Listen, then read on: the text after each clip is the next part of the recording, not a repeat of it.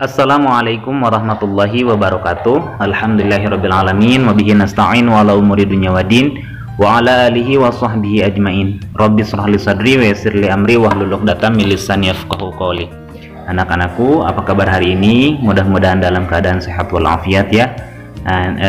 Sekarang nih kita akan masuk ke dalam pembahasan terakhir ya, yaitu kisah tentang Ashabul Kahfi ya. Bagaimana kisahnya, apa yang akan kita teladani, yang bisa kita teladani nanti insya Allah akan kita kupas ya nanti pada pembahasan nanti yang Bapak akan bacakan ya, yang akan ceritakan. Nah, sebelum kita belajar anak-anak, marilah kita sama-sama membacakan basmalah terlebih dahulu. Bismillahirrahmanirrahim. Rabbi shrah li sadri wa yassir li amri wahlul 'uqdatam min lisani yafqahu qawli. Nah, anak-anakku sekalian, berikut adalah kisah dari Ashabul Kahfi. Yang akan kita bahas pada kesempatan kali ini yaitu yang pertama, kisah Ashabul Kahfi dan Raja yang Kejam. Kalau di buku paket ada pada halaman 166. Tahukah kalian tentang cerita Ashabul Kahfi? Pada zaman dahulu kala, di Yordania, orang-orang Nasrani pengikut Injil sepeninggalan Nabi Isa alaihissalam semakin durhaka dan kembali menyembah berhala. Pada saat itu, seorang raja yang memerintah sangat kejam bernama Dakianus atau Decius yang hidup pada tahun 249 sampai 251 Masehi. Sang raja memaksa rakyatnya untuk menyembah berhala seperti dirinya. Dia selalu berkeliling wilayah kerajaan untuk memastikan apakah rakyatnya menyembah berhala atau tidak. Jika ditemukan ada yang tidak mau menyembah berhala, mereka disiksa bahkan dibunuh. Kala itu ada 7 orang pemuda yang masih taat kepada agama yang dibawa oleh Nabi Isa alaihissalam dan tidak mau menyembah berhala. Kemudian mereka tertangkap oleh pasukan Raja Dakianus atau Decius. Dibawalah mereka menghadap raja untuk diadili. Raja kejam berkata, "Mengapa kalian tidak mau menyembah sembahan seperti umumnya yang dilakukan penduduk negeri ini? Sekarang kalian boleh pilih, menyembah sesembahanku atau mati." Kemudian salah satu dari 7 pemuda berkata, "Kami sudah mempunyai Tuhan yang menguasai langit dan bumi. Kami tidak mau menyembah selain kepada Allah Subhanahu wa Ta'ala. Terserah saja kami mau diapakan." Tidak seperti biasanya, raja menyurutkan amarahnya dan berkata, "Aku suka kalian. Oleh karena itu, pikirkanlah kembali sikap kalian itu. Jika sudah tenang dan berubah pikiran, menghadaplah kepadaku. Tetapi jika usai batas waktu yang sudah ditentukan kalian masih juga berkeras kepala, kalian akan binasa." Kemudian mereka dilepas dan raja kemudian pergi meninggalkan ibu kota kerajaan. Kesempatan itu digunakan 7 orang pemuda untuk berunding. Akhirnya mereka sepakat untuk berlindung di gua, yaitu yang terletak pada gunung Yanjalus. Adapun nama-nama pemuda itu adalah yang pertama Maksalmina, yang kedua Martinus, yang ketiga Kastunus, yang keempat Bairunus, yang kelima Danimus, yang keenam Yatbunus, dan yang ketujuh Tamlika.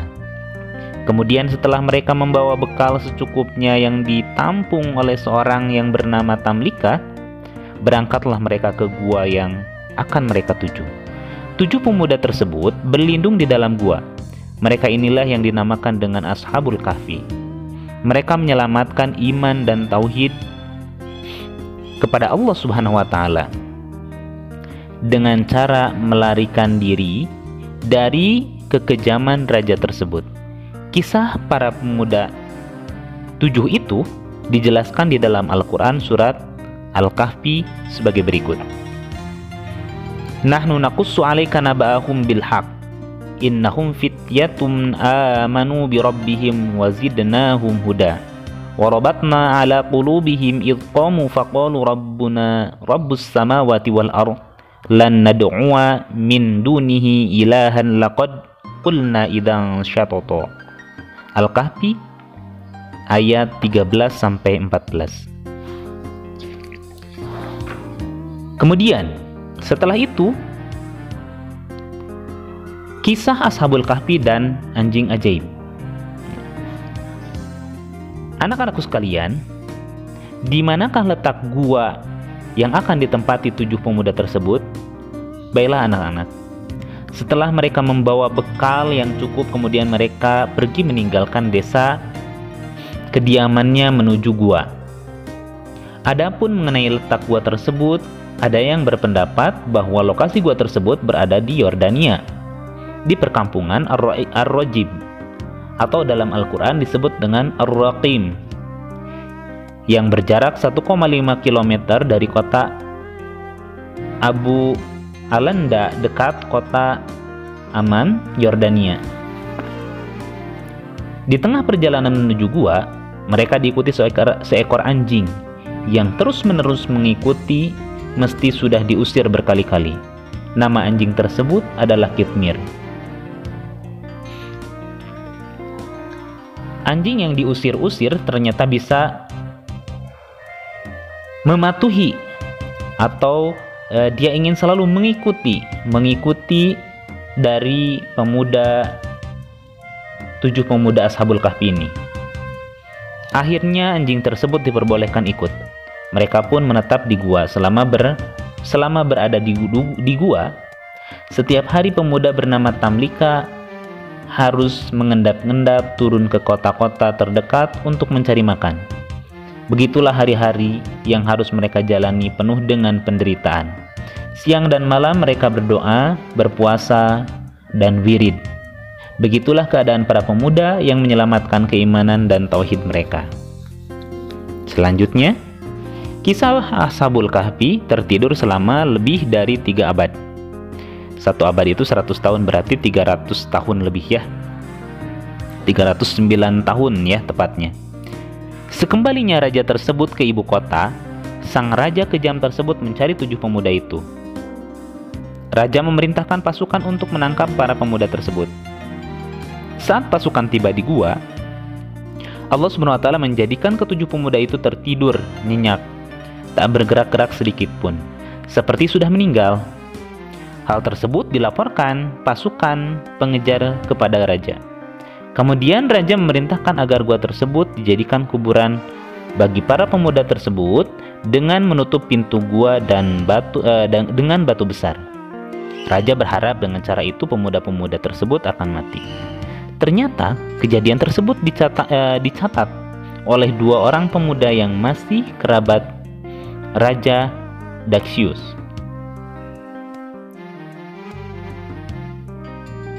Mereka yang bersimpati kepada 7 pemuda, ia mencatat semua kejadian yang dialami pemuda-pemuda itu pada 9 papan timah. Pada sebilah papan timah. Sebilah itu jadi sebatang papan timah ya. Lalu saat ikut dalam pengejaran ke gua, papan-papan timah itu diletakkan di samping ke-7 pemuda yang tertidur. Kedua pemuda yang simpati pada para pemuda tersebut dikenal sebagian Ashabul Raqim, pemilik papan timah.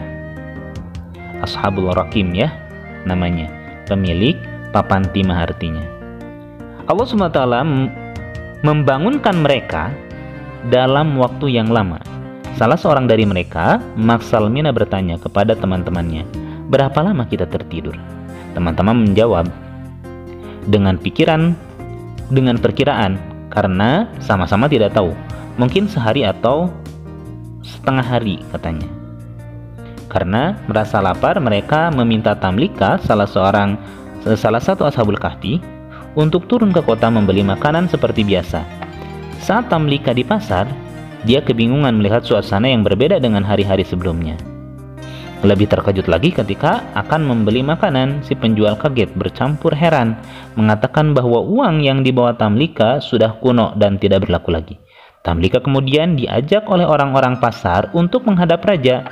Semula Tamlika tidak mau karena takut, tetapi setelah mendengar bahwa rajanya yang bernama Baidarus adalah baik, Tamlika bersedia walaupun kebingungan. Setelah bertemu dengan sang raja, ternyata bukan Daksius dahulu yang kejam atau Dakianus ya, tetapi seorang raja yang soleh bernama Baidarus. Kemudian Tamlika menceritakan tentang dirinya dan teman-temannya. Seketika terkejutlah seisi istana Raja Baidarus, yang kemudian menyebar beritanya ke seluruh negeri. Raja Decius diceritakan sudah meninggal 309 tahun yang lalu. Jadi Tamlika dan kawan-kawannya tertidur di gua selama itu.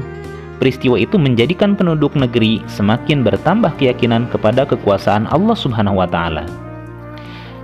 Nah, anak-anak, itu merupakan segelintir dari kisah ketujuh pemuda Ashabul Kahfi. Alhamdulillahirrabbilalamin, kisah tentang Ashabul Kahfi, ya, 7 orang pemuda yang taat kepada Allah Subhanahu wa Ta'ala yang tertidur di goa, ya, yang sudah kita pelajari barusan, sudah selesai, ya. Mudah-mudahan bermanfaat kisahnya. Apabila anak-anak ada pertanyaan sekitar pemuda Ashabul Kahfi, nanti boleh ditanyakan melalui WhatsApp, ya. Itu saja mungkin yang dapat Bapak sampaikan, mudah-mudahan bermanfaat. Mohon maaf apabila ada kesalahan dan kekurangan. Kita akhiri saja dengan bacaan hamdalah bersama-sama. Alhamdulillahirrabbilalamin. Akhirul kalam. Assalamualaikum warahmatullahi wabarakatuh.